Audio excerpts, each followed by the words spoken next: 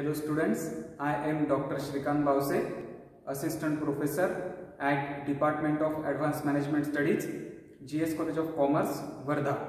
In the last video, we have started with the valuation of equity shares, in which we have seen the price to earning ratio, that is PE ratio.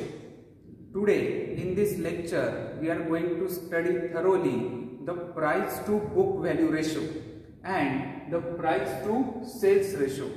These ratios comes under the other comparative valuation ratios, because only price to earning ratio is not enough for calculating the value of an equity share, as there are always different companies, different sectors, different economic scenarios.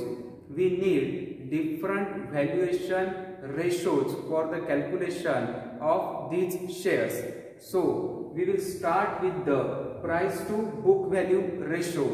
It is one of the most widely accepted ratio by the investors and traders in the stock market world.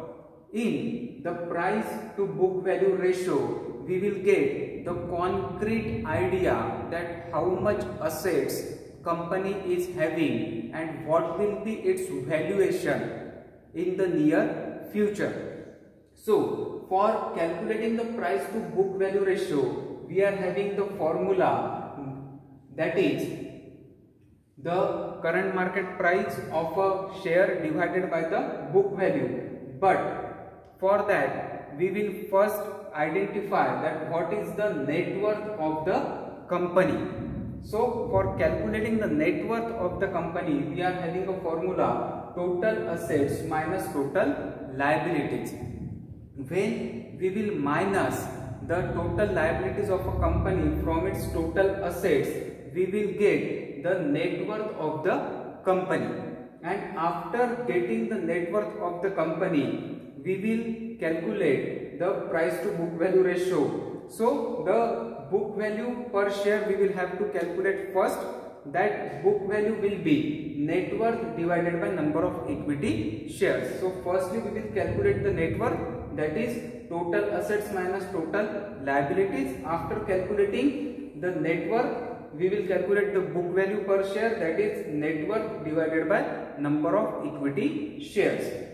And after calculating the net worth and the book value, we will simply divide the market price per share by the book value per share. So when we will divide the market price per share by the book value per share, we will be getting the price to book value ratio.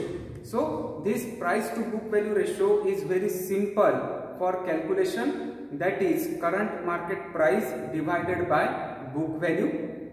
Now we need the net worth of that company for calculating the book value. So the formula for net worth of a company is given here, that is total assets minus total liabilities. After that we will calculate the book value, that is net worth divided by number of equity share. When we will put these values in the ratio, we will be able to calculate the price to book value ratio. Less price to book value ratio, the high chances that the company will enjoy the great price, great premium over the long term. So the low price to book value ratio is always advisable for investing. Now the second ratio in this valuation method is the price to sales ratio.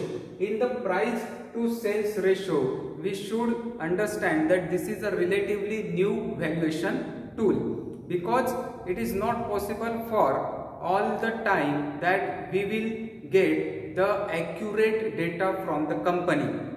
That data of earnings may be suffering from erratic negative earnings, or it may be also manipulated. So here when we are comparing the price with the sales, at that time the sales will be accurate. So here comes the formula for the price to sales ratio, that is current market price divided by the revenue per share. Now when we are talking about the revenue, that revenue will be collected by a company by selling its atoms. So it is very simple, or we can also consider it as current market price divided by annual sales of a company. So here we need only two things, that current market price will be widely available on the market screen and it will be divided by the annual sales of a company. Remember that when the price to sales ratio is low, it is always a great buy, because high is the sales, low is the price. Remember, in future the stock is going to outperform, the stock is going to rise. Now, what is the ideal price to sales ratio? The ideal price to sales ratio is always 1. If you are getting any stock which is having the price to sales ratio less than 1, that will be a good bargain hunter. And if the price to sales ratio is higher than 1, we can say that the stock is quite overvalued. So in these valuation methods, there are two valuation methods. First one is the price to book value and second one is the price to sales ratio. In the price to sales ratio, we have to just divide the current market price by the annual sales of a company. So now we are going to see that how the analyst or an investor will modify these all three formulas, that is price to earnings ratio, price to book value ratio and price to sales ratio, for making it very easy for the stock picking and investment.